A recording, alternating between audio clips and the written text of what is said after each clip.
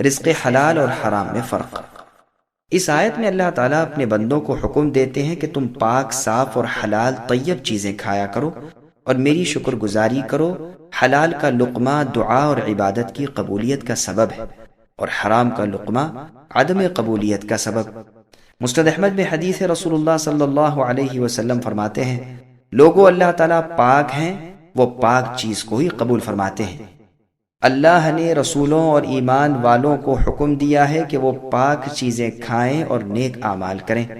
فرمان ہے یا ایھا الرسل کلوا من الطیبات، اور فرمایا یا ایھا الذین آمنوا کلوا من الطیبات۔ پھر آپ نے فرمایا ایک شخص لمبا سفر کرتا ہے، وہ پراگندہ بالوں والا اور غبار آلودہ ہوتا ہے، اپنے ہاتھ آسمان کی طرف اٹھا کر دعا کرتا ہے اور گڑ گڑا کر اللہ تعالیٰ کو پکارتا ہے، لیکن اس کا کھانا، پینا، لباس اور غذا سب حرام کی ہیں، اس لیے اس کی ایسے وقت کی ایسی دعا بھی قبول نہیں ہوتی۔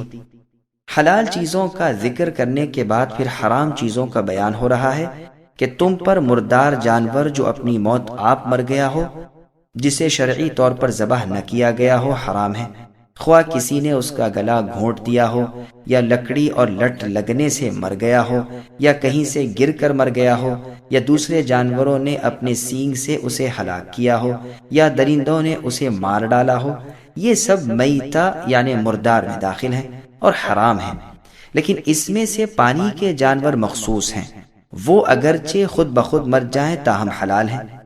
قرآن میں اللہ کہتے ہیں احل لکم صید البحر وطعامہ، یعنی تمہارے لیے سمندر کا شکار اور اس کا کھانا حلال کیا گیا ہے۔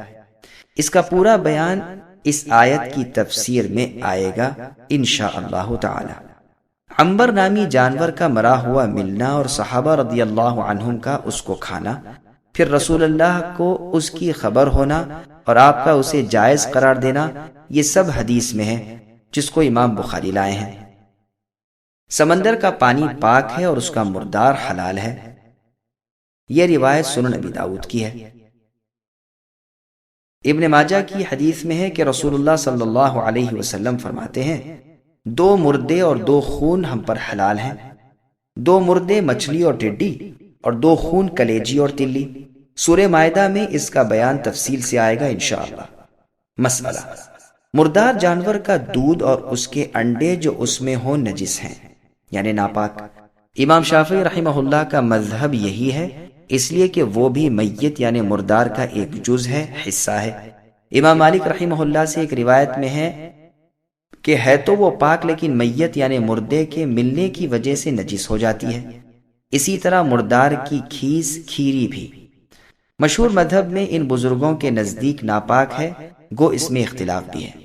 صحابہ کا مجوسیوں کا پنیر کھانا گو ان پر بطور اعتراض کے وارد ہو سکتا ہے، مگر اس کا جواب قرطبی نے یہ دیا ہے کہ دودھ بہت ہی کم ہوتا ہے اور کوئی بہنے والی ایسی تھوڑی سی چیز جب زیادہ میں پڑ جائے تو کوئی حرج نہیں۔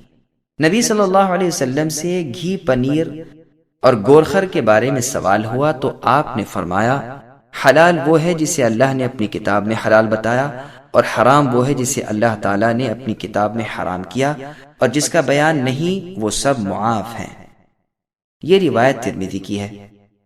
پھر فرمایا تم پر سور کا گوشت بھی حرام ہے، خواہ اسے ذبح کیا ہو خواہ وہ خود مر گیا ہو۔ سور کی چربی کا بھی یہی حکم ہے، اس لیے کہ چونکہ اکثر گوشت ہی ہوتا ہے اور چربی گوشت کے ساتھ ہی ہوتی ہے، بس جب گوشت حرام ہوا تو چربی بھی حرام ہوئی۔ دوسرے اس لیے بھی کہ گوشت میں ہی چربی ہوتی ہے اور قیاس کا تقاضا بھی یہی ہے۔ پھر آگے اللہ نے فرمایا کہ وہ چیز جو اللہ تعالیٰ کے سوا کسی اور کے نام پر مشہور کی جائے وہ بھی حرام ہے۔ جاہلیت کے زمانے میں کافر لوگ اپنے معبودان باطلہ کے نام پر جانور ذبح کیا کرتے تھے جنہیں اللہ تعالیٰ نے حرام قرار دیا۔ ایک مرتبہ ایک عورت نے گڑیا کے نکاح پر ایک جانور ذبح کیا تو حسن بصری رحمہ اللہ نے فتویٰ دیا کہ اسے نہ کھانا چاہیے، اس لیے کہ وہ ایک تصویر کے لیے ذبح کیا گیا ہے۔ عائشہ رضی اللہ عنہا سے سوال کیا گیا کہ عجمی لوگ جو اپنے تہوار اور عید کے موقع پر جانور ذبح کرتے ہیں اور مسلمانوں کو بھی اس میں سے ہدیہ بھیجتے ہیں، ان کا گوشت کھانا چاہیے یا نہیں؟ تو فرمایا اس دن کی عظمت کے لیے جو جانور ذبح کیا جائے اسے نہ کھاؤ، ہاں ان کے درختوں کے پھل کھاؤ۔ سبسکرائب کیجئے ہمارے چینل اور دبائیے بیل کا آئیکن تاکہ آپ کو ریگولر نوٹیفیکیشن اپڈیٹس مل سکے۔